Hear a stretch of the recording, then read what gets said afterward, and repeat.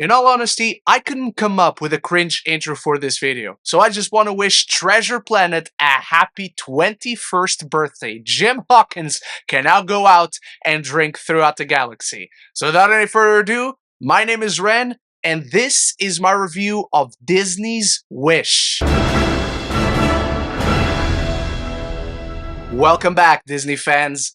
Thank you for joining me to celebrate 100 years of Disney animation and journey to the kingdom of Rosas, where a young girl named Asha makes a wish so powerful it is answered by a cosmic ball of boundless energy called Star. Together, Asha and Star confront King Magnifico to save her community and prove when the will of one courageous human connects with the magic of the stars, wondrous things can happen.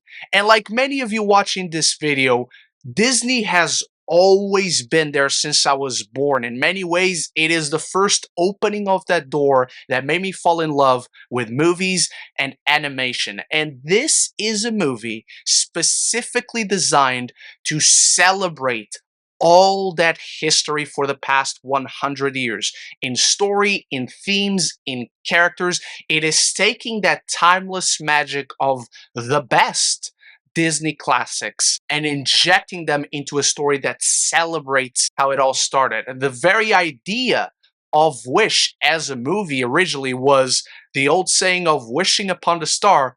Well, what is the story of the star? So from its inception, Wish is a film that inherently was always going to carry the timelessness and the magic of Disney's legacy and not really bring anything new to the narrative table.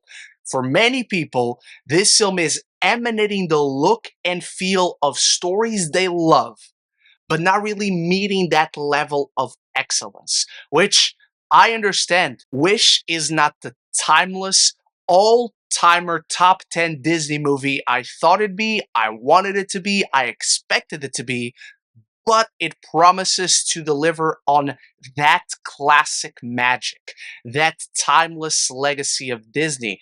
And for me, it fulfills that promise in more ways than one. The combination of old and new animation styles makes Wish an absolute visual feast with some catchy tunes to boot. It feels rightful for Disney's centennial celebration, as do the Easter eggs to the many stories that have paved the way for Wish and absolutely put a smile on my face and my heart, not just throughout the film, but throughout the credits. I can point to one or two that feel more gratuitous, especially the excuse they call a post-credit scene. I don't think it's worth sticking around for that, but most of where this film finds itself and how it finds a way to tip the hat or wink and nod to the audience about the legacy that they are celebrating fits right in with this film, as a lot of it feels like the template for all these timeless fairy tales that we know. And these days, we don't get a lot of fairy tales, not in the classic sense.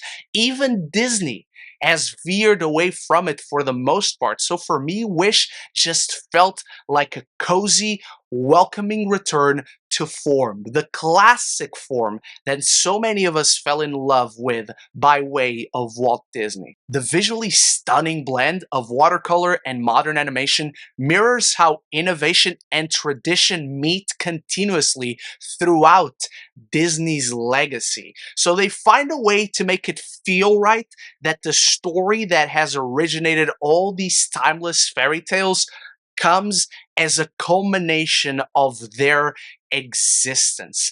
A lot has been said about the animation style of this film.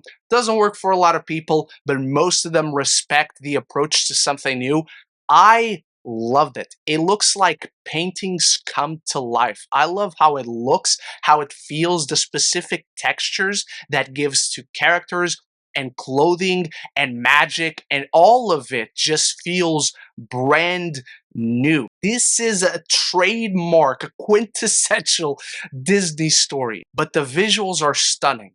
And unlike anything we've ever seen before in animation from Disney or anyone else. Beyond the visuals, the film's biggest assets are Ariana DeBose's stunning voice and Chris Pine's wicked performance. They give this tale the necessary life and energy and emotionality, highlighting the story's themes of societal resistance against a selfish ruler, led by a compelling, sharp-witted idealist in Asha. And Ariana DeBose was simply born to voice a Disney princess on screen. She shines as this character in the more dramatic, emotional moments, and she shines, obviously, in every beat of each song. This Wish is one of my favorite Disney songs of all time, and I particularly love the reprise, as are King Magnifico, who Pine plays with this sardonic energy, and he's both funny and he is intimidating. He can play the two levels of this character. There simply is nobody more perfect to convey the arrogant King Magnifico in all his nuance than Chris Pine. And King Magnifico is simultaneously one of the best aspects of this film and one of the worst aspects of this film. What happened to King Magnifico? I asked this question because, as we've discussed, Wish is a template Disney movie. The story, the characters, it's harkening back to the classic fairy tales that have defined Disney and that they've steered away from for far too long. King Magnifico is another Disney template that they've run away from for a long time. A classic straight up villain. Not a surprise villain, not a redeeming villain, a villain. And it's a character that the film is not sure what to do with. When the film starts, you have an interpretation of King Magnifico, and you feel he's clearly the villain, and he's going to go on a redemption arc.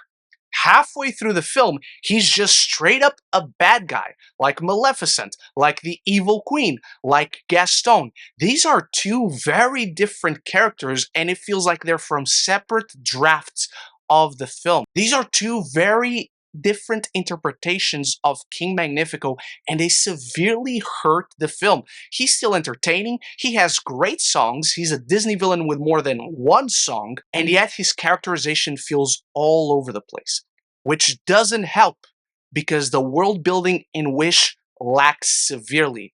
From the beginning of the film to the very end, you're constantly catching up on understanding all the rules of how wishes work. What are the rules about it? Can you see them in these small fears? Because some people understand what's there, others don't. The memories are stripped away along with the wishes. So it's a film that crunches a lot of world building and a lot of conflicting characterization into 95 minutes.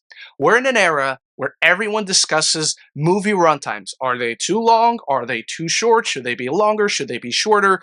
Wish is a film that has the same runtime as The Lion King, as so many other classic Disney films, but it feels like it necessitated 20 more minutes, 15 more minutes to let those rules be discovered by the audience and really add more layers to King Magnifico, really decide on what his characterization is. You're meant to be taken away, swept deep into this story, be absorbed by it all, and then suddenly you're constantly having to find new rules. Wish has so many qualities going for it. It has one of my favorite looks for any Disney film, fantastic songs, wonderful humor, delightful Easter eggs that don't get in the way of its story, but its story constantly has rules that you need to catch up on and is led by a villain that the filmmakers, the storytellers, are not sure what or who he is meant to be. It's okay to be a story that is familiar, that celebrates everything we know and love. But if you're going to tell that kind of story 100 years into your legacy, you need to meet up those high levels of excellence. And Wish stumbles to get there. It is a delightful Disney movie. It is a wonderful Disney movie. It put a smile on our face, and I absolutely recommend it.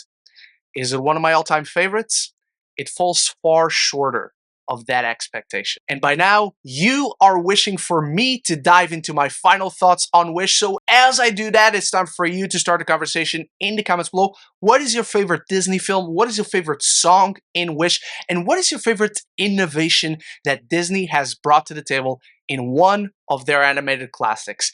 Anything and everything down there. And if you're enjoying this Disney reviews, I love talk Disney movies. I review them and many others all the time. You can find them in this playlist right up here. And if you just want to talk more movies and TV with me, this is the place to be. Consider clicking that subscribe button and you won't miss any future conversations on your favorite movies and TV. Despite undercooked world building and a villain elevated by Zaddy Pine, Wish perfectly marries the angelic voice and presence of Ariana DeBose with a timeless wonder and visual innovation of Disney's legacy.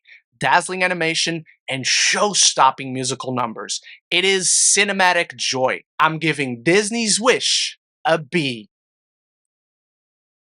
Thank you so much for watching, Disney fans. Start the conversation in the comment section about your favorite Disney movie, Disney character, all your favorite things Disney, and big shout out to my channel members for always supporting the channel. I'll be back very soon in more videos, so until the next one, love each other and love the movies.